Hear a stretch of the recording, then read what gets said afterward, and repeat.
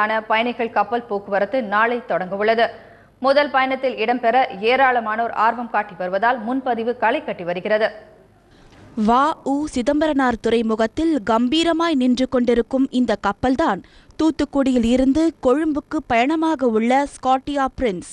5 நட்சத்திர ஹோட்டலுக்கு இணையான சர்வதேச தரத்துடன் உள்ள இந்த கப்பல் 9 தளங்களை கொண்டது.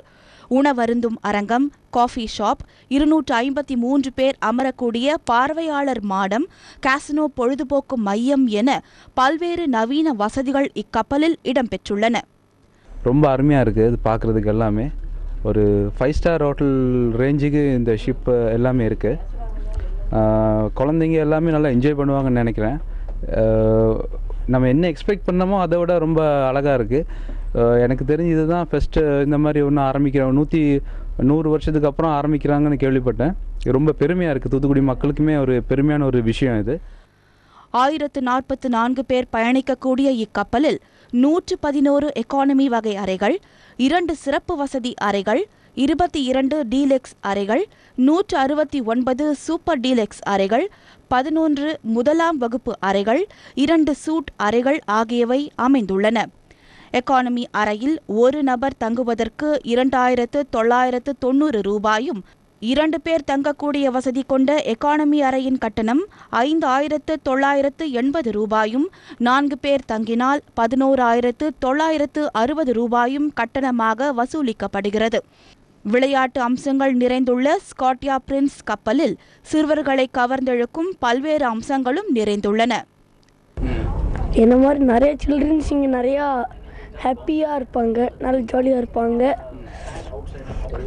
கூடவே நிறையா ஸ்போர்ட்ஸும் இருக்குது, like table tennis, extra.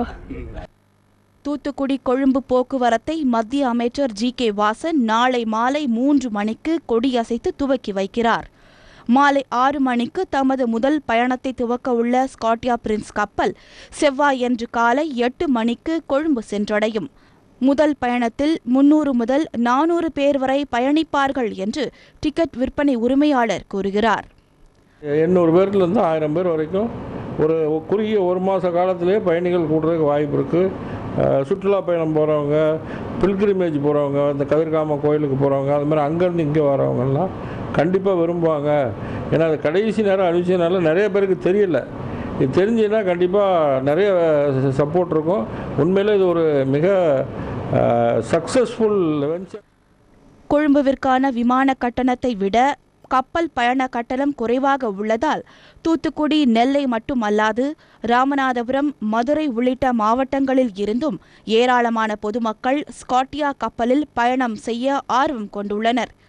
Thoothukudi Colombo கப்பல் சேவையினால் இரு நகரங்களின் சுற்றுலா தொழிலும் அதனை சார்ந்த வணிகமும் மேம்படும் என்பது அனைவரின் எதிர்பார்ப்பாகும். சன் செய்திகளுக்காக தூத்துக்குடியில் இருந்து வசீகரன்.